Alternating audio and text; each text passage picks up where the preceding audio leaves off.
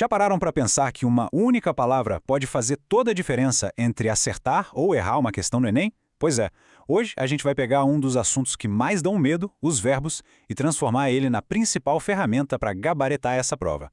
Então, bora lá entender isso de vez. A grande questão é essa. Não se trata só de decorar um monte de regras, sabe? O negócio é entender como a escolha de um verbo pode mudar assim, completamente a intenção de um texto. E, claro, o gabarito da questão. E pode ter certeza, quem elabora a prova sabe muito bem disso e usa essa ferramenta para testar a atenção de todo mundo. Então vamos lá, vamos encarar a realidade. Verbos podem ser um baita desafio para muita gente. Mas por que será? A resposta talvez não seja o que a maioria espera. O segredo é o seguinte: o Enem não está interessado apenas em saber se a conjugação de verbos está na ponta da língua. A prova quer ver se existe o entendimento do efeito que eles causam no texto. Um verbo carrega a ação, o tempo, a certeza, a dúvida. Ele é literalmente o coração da frase. E agora, olha que interessante essa proporção. Repara só, as regras gramaticais são importantes, claro, mas o impacto de verdade, o peso maior dos verbos, está na interpretação do texto e principalmente em conseguir decifrar a intenção do autor. É bem aí que os pontos são ganhos, ou perdidos. Certo, mas então como a gente faz para decodificar esses verbos? Vamos abrir nossa caixa de ferramentas e dar uma olhada em dois conceitos que são fundamentais e que, olha, aparecem o tempo todo na prova. Primeiro de tudo, o modo indicativo. Pense nele como o modo da realidade, o modo dos fatos.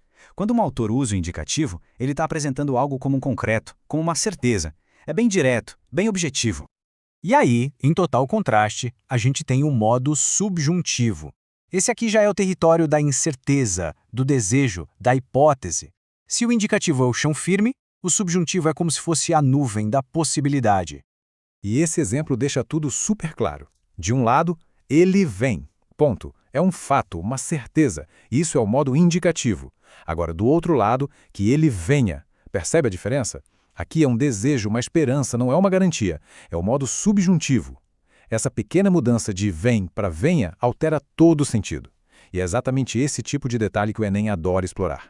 E não para por aí, viu? A própria classificação do verbo, ou seja, se ele precisa de um complemento ou não, também consegue redefinir a estrutura da frase e o foco da informação. É mais uma camada de análise que pode ser decisiva.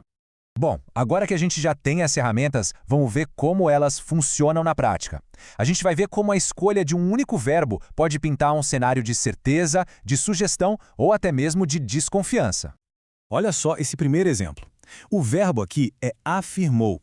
É uma palavra forte, direta. Ela passa uma ideia de muita certeza, de convicção por parte da testemunha. A mensagem é super clara, sem rodeios. Mas olha o que acontece quando a gente troca por sugeriu. A certeza, desaparece. Agora existe uma camada de possibilidade, de interpretação. A testemunha não está cravando um fato, mas sim levantando uma hipótese. E para fechar, insinuou. Esse verbo aqui carrega um peso ainda maior de dúvida e talvez até de uma certa malícia ou manipulação, né? A intenção por trás da fala muda drasticamente. 3 verbos e a gente tem 3 realidades completamente diferentes.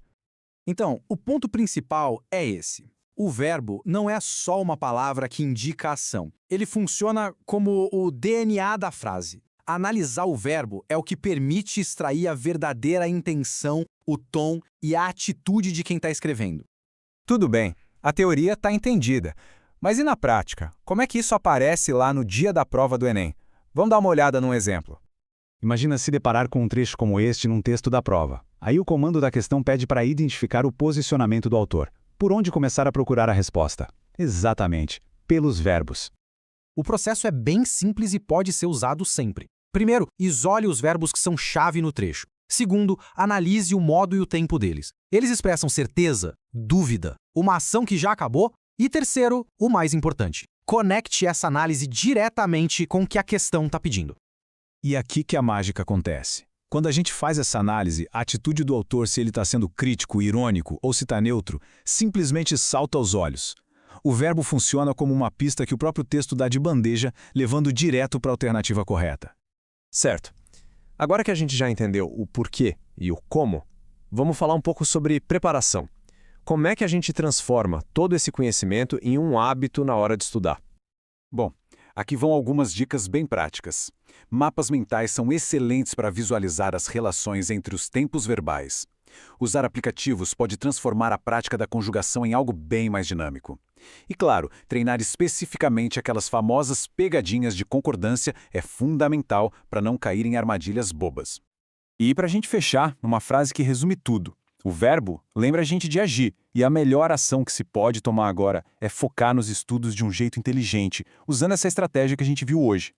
Fica aqui uma reflexão final. Daqui para frente, ao ler qualquer texto, seja para o Enem ou para a vida, como é que essa atenção especial ao verbo vai mudar a percepção das coisas? Vale a pena pensar nisso. A resposta pode transformar não só a nota, mas a capacidade de leitura crítica para sempre.